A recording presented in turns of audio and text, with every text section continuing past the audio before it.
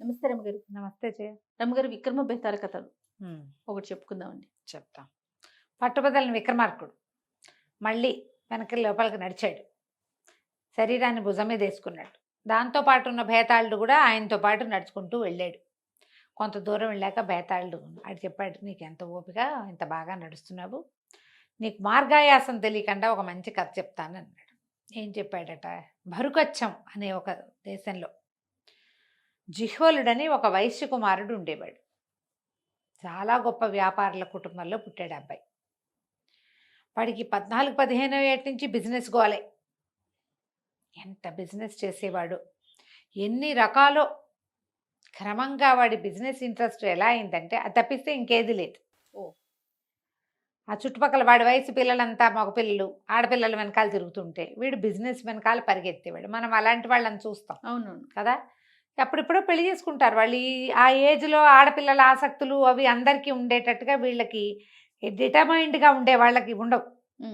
వాడు చాలా ఉత్సాహంగా చేసేవాడు. పెద్ద పెద్ద వాళ్ళు కూడా వాడి దగ్గరే సలహాలు తీసుకునేవాడు. అయితే పెళ్ళికి సంబంధాలు వచ్చినా ఇప్పుడే వద్దు, ఇంకా 25 ఏళ్ళే, ఇంకో 3-4 ఏళ్ళ తర్వాత ఇంకా బాగా సంపాదించి అప్పుడు చేసుకుంటాను అది చెప్తుండేవాడు. అయితే ఏమైందట, ఒకసారి జిహ్వలుడు సముద్రయానానికి బయలుదేరాడు. అప్పట్లో వ్యాపారాలు సముద్రం మీద బేసే ఉండేవి. అవును. ఏం చేసేవాళ్ళు, ఈ వెళ్ళేటప్పుడు సరుకేసుకెళ్ళేవాళ్ళు, అక్కడంతా అమ్ముకుని అక్కడి నుంచి సరుకేసుకుని తెచ్చుకునేవాళ్ళు. ఒక్కనాడు కూడా ఒక్క ప్రయాణంలో కూడా ఆ అబ్బాయి ఖాళీగా వెళ్ళింది కానీ వచ్చింది కానీ లేదు. సరే, మొత్తానికి పడవ వెళ్ళారు, షిప్లో నౌకలో వెళ్ళేసరికి కొంత దూరం వెళ్ళేసరికి చాలా పెద్ద తుఫాన్ వచ్చి ఏదో ఒక పక్కకి లాక్కెళ్ళిపోయింది. ఆ తుఫాన్లో ఉండి ఉండి ఉండి వీళ్ళకి ఏమిటి, మధ్య మధ్యలో ప్లాన్ ప్రకారం వెళ్తే ద్వీపాల దగ్గర ఆగి తిండి నీళ్లు సమకూర్చుకునే వాళ్ళు. నౌకాయానంలో పద్ధతులు అవి. అదే అక్కడెక్కడో ఆగడం, మొత్తం డబ్బాలు, మంచినీళ్ళ డబ్బాలు, సారా పీపాలు అన్నీ నింపుకోవటం, ఫుడ్ కావాల్సినవన్నీ పెట్టుకోవటం, ఒక 15 రోజులు ప్రయాణం చేయటం, 15 రోజుల తర్వాత ఇంకో చోటకి చేరతాం. కొంచెం బఫరింగ్ ఉండేది, ఒక 3-4 రోజులు ఎక్స్ట్రాకి బఫరింగ్ ఉండగానే ప్లేస్కి చేరిపోయి అన్నీ మళ్ళీ పెట్టుకునేవాళ్ళు. వీళ్ళ దగ్గర బఫర్లు గిఫర్లు అన్నీ అయిపోయినాయి. అన్నీ అయిపోయి చివరికి ఏం చేయాలో తెలియని స్థితికి వచ్చాక వాళ్ళకి ఒక ద్వీపం కనపడింది.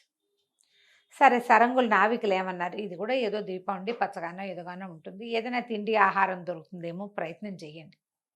తుఫాన్ తగ్గిపోయింది, కొద్దిగా దొరికినా మనకి ఇక్కడ మనం ఇంకో ప్రాంతానికి వెళ్ళేందుకు మనకు సరిపోతుంది అని చెప్పి నావికులు అందులోనే ఉండిపోయి ఇతని పరివారం, జిహ్వలుడు పరివారం మాత్రం అక్కడ దిగారు.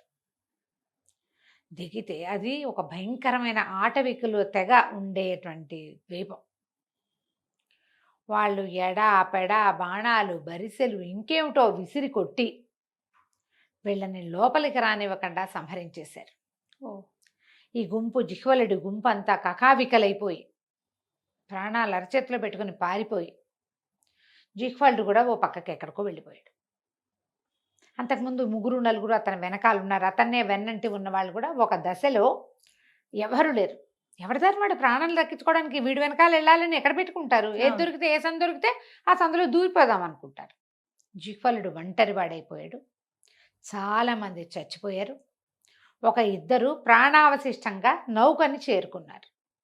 వాళ్ళు కూడా ఒక పూట చూసి ఈ వచ్చిన వాళ్ళకి వైద్యం చేసుకుని ఇక్కడే ఉంటే అక్కడ ఉన్న వాళ్ళు ఇందులోకి వస్తే అంతేగా, చూసి చూసి ఎవరైనా వస్తారేమో అని వెయిట్ చేసి కూడా, అంటే ఈ దెబ్బలు తగిలి వచ్చిన వాళ్ళు రాగా ఇంకో 2 రోజులు ఉన్నారు, ఒక పూటన్నర అట్లా. సేఫ్ కాదని నావికులు పడవని తరలించుకుని వెళ్ళిపోయారు. జిహ్వలుడు ఈ ద్వీపంలో ఉండిపోయాడు. ఇతను పరిగెత్తి పరిగెత్తి పరిగెత్తి పరిగెత్తి పైకి ఎక్కడో ఒక గుహలాగా ఉన్న చోట పడిపోయాడు. ఆకలి దప్పులతోటి పడున్నాడు.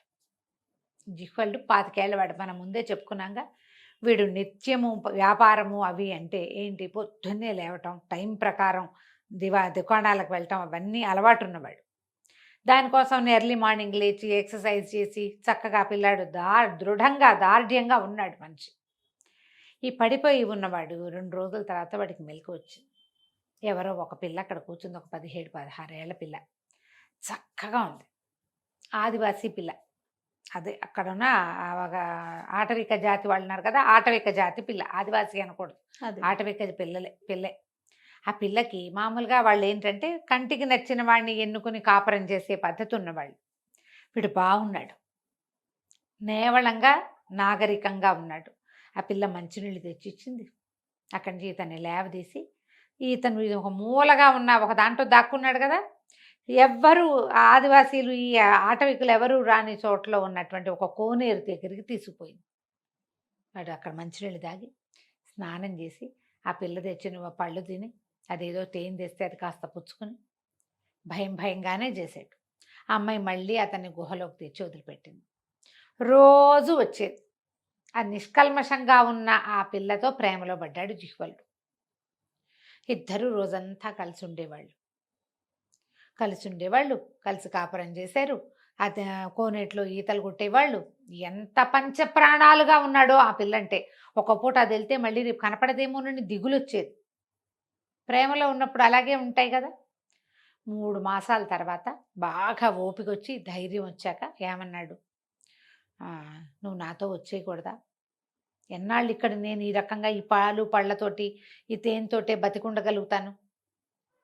నా జీవితం వేరే, నువ్వు నాతో రా, నా ప్రాణాలు రక్షించవు, నువ్వు రాణిలాగా చూసుకుంటా నేను, వెళ్దామా అంటే సరే అమ్మాయి ఏమంది.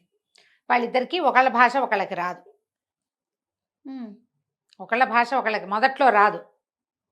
క్రమంగా వీడి భాష వీడు మాట్లాడేవాడు, దాని భాష అది మాట్లాడేది. ఇద్దరికి ఒకళ్ళ భాష ఒకళ్ళకి అర్థం అవటం మొదలుపెట్టింది. అంతే కదా, వాళ్ళతో భాష మనతో భాష అయితే కొత్తల్లో తెలీదు. క్రమంగా కొన్ని మాటలు అర్థం అవుతాయి, సైగలతోటి కొన్ని తెలుస్తాయి. వచ్చేయమన్నాడు. ఆ అమ్మాయి రావడానికి ఒప్పుకొని ఏం చేసింది, ఒకనాటి రాత్రి ఈ ఆటవికల కన్నుగప్పి జాగ్రత్తగా సముద్రం దగ్గరికి తీసుకెళ్ళింది. సముద్రం దగ్గరికి వెళ్ళే దారి కూడా తెలియదు వాడికి. వాడు ఎక్కడో కొండకొమ్ములో ఉన్నాడు. ఆ పిల్లకి తెలుసు అది లోకల్ పిల్ల కాబట్టి. మొత్తం అంతా నడిపించి ఎవ్వరికంటా పడకుండా సముద్రం దగ్గరికి చేరేసరికి వీళ్ళ అదృష్టం బాగుండి ఒక నౌక పాస్వై అటు నుంచి వెళ్తుంటే వీడు ఏం చేశాడు, కట్టుకున్న వస్త్రాన్ని బాగా చేసి ఒకటి వెలిగించి పొగ చేసి ఆ నౌకని పిలిచాడు ఉపాయంతో. నౌక వాళ్ళు వచ్చి చూసి ఎవరో మనిషి ఇక్కడ చిక్కడిపోయాడని ఆ మనిషిని వీడితో పాటు నవనవలాడుతున్న ఆ పిల్లని కూడా ఎక్కించుకున్నారు. పైకి ఎక్కాక అమ్మయ్య నాలాంటి మనుషుల్లోకి పడ్డాను అనుకున్నాడు జిహ్వలుడు అనుకొని వాళ్ళు ఇచ్చిన ఆహారం వేడిగా ఉన్నది. అప్పటిదాకా వాడేం తిన్నాడు, పళ్ళు పాలు దుంపలు తేనె, ఆరోగ్యంగా తయారయ్యాడు. కానీ వాడు చిన్నప్పటి నుంచి తింటున్న ఆహారం కాదు అది ఊరికే సైడ్ డిష్, అదే మెయిన్ కోర్స్ కాదు కదా. వాళ్ళు ఉడకబెట్టినవేవో అవి ఇవి ఇచ్చి కూరలు చేసి అన్నం పెట్టేసరికి ఎంత ఆనందించాడు. సడన్గా వాడికి తట్టింది, ఏమిటి, నేను ఖాళీగా వెళ్తున్నాను, నేను నా నౌకా ప్రయాణంలో నా దగ్గర ఏ సరుకు లేదు. ఇప్పుడు ఇంత ప్రయాణం చేసి ఇంటికి వెళ్తాడు, ఖాళీ చేతులతోటి వెళ్తానా నేను, రూపాయి లేకుండా. అప్పుడు అతని దృష్టి తనతో ఉన్న ఈ నవనవలాడుతున్న ఆటవికల పిల్ల మీద పడింది. సరుకు లేకపోవడం ఏంది, ఇది ఉంది కదా అని చెప్పి ఆ అమ్మాయిని అమ్మకానికి పెట్టేసాక ఆ పిల్ల బల్ల బోధి బొమ్మని అర్థమైపోయింది. తను నమ్మేపోతాడు, నన్ను నమ్మద్దు, నేను గర్భవతిని, 3 నెలలు నన్ను నమ్మకు, నన్ను నీతో తీసుకెళ్ళు అంటే మరీ మంచిది అని గర్భవతిగా ఉన్న అమ్మాయికి డబల్ రేట్ వస్తుంది. కడుపులో ఉన్న శిశువుతో సహా జిహ్వలుడు ఆ అమ్మాయిని అమ్మేసి ఆ డబ్బులతోటి తన వ్యాపారానికి పెట్టుబడి పెట్టుకుని మళ్ళీ తను సరుకుతోటే ఇల్లు చేరాడు. ఈ కథ చెప్పాడు బైతాళుడు. చెప్పి అడిగాడు, రాజా ఎందుకు అక్కడుండగా రాణిని చేస్తానని తీసుకొచ్చిన అమ్మాయిని బానిసగా ఎందుకు అమ్మాడు జిహ్వలుడు? ప్రేమ లేదా? ప్రేమ అంటే ఇంత మోసమా? అక్కడ ప్రేమగా ఉన్నాడు కదా, ఇక్కడ ఎందుకు లేడు? రాజుగారు చెప్పాడు, అక్కడ జిహ్వలుడికి దిక్కులేదు. మనము ఎలా ఉంటుంది మన జీవితం, మనము అవ్వా బువ్వా రెండూ కావాలనుకోకూడదు. జిహ్వలుడికి ప్రేమే కావాలంటే అక్కడ ఉంటే గనక అక్కడే ఉంటే దానికోసం చావడానికి సిద్ధపడేవాడు వాడు. అతనికి తన సాంఘిక జీవనం కావాలి, తన వ్యాపారం కావాలి. దాంట్లో ఒక ఆటవికపు పిల్లకి అవకాశమే లేదు. ఇంకా సాంఘిక జీవనం కావాలంటే ప్రేమలు, జీవితాన్ని తనను కాపాడటము, తనతో ప్రేమగా ఉండటం, 3 నెలలు తనని పోషించడం అసలు పాయింటే కాదు. స్వచ్ఛమైన ప్రేమ వ్యాపారమా? వ్యాపారం అంటే ఈ స్వచ్ఛాన్ని కూడా మనం కలిపేయాలి అందులో. ఇది అది కుదరదు. ప్రేమే, వ్యాపారం వ్యాపారమే. దీన్నే మనం ఏం చెప్పుకుంటాం, మన వాళ్ళు చెప్తారు కదా, పేకాటే, తమ్ముడు తమ్ముడేని. ఇవి రెండు కుదరవు. జిహ్వలుడికి స్వార్థం లేచిపోయింది. సహజంగా అతను వ్యాపారస్తుడు.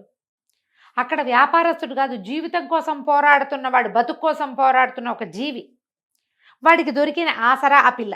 ఆ ఆసరాతోటే బతికేవాడు. వాడు అక్కడే ఉండుంటే హాయిగా ఉండేవాడు. అమ్మాయితో చక్కగా పిల్లల్ని కనేవాడు, దాన్ని ఎంతో ప్రేమగా చూసుకునేవాడు. ఆ పిల్లల్ని ఇంకో స్త్రీ జోలికి కూడా వెళ్ళేవాడు కాదు. వాడు అంత త్రికరణ శుద్ధిగా చేస్తాడు. వాడు బిజినెస్ అంటూ వెనక్కి వచ్చాడు అంటే వాడు బిజినెసే త్రికరణ శుద్ధిగా చేస్తాడు. వాడు బిజినెస్ త్రికరణలో ఏముంది, పెట్టుబడి. అది అమ్మాయి. ప్రేమ మోసం కాదు, అది వేరు ఇది వేరు అని చెప్పాడు రాజు విక్రమార్కుడు.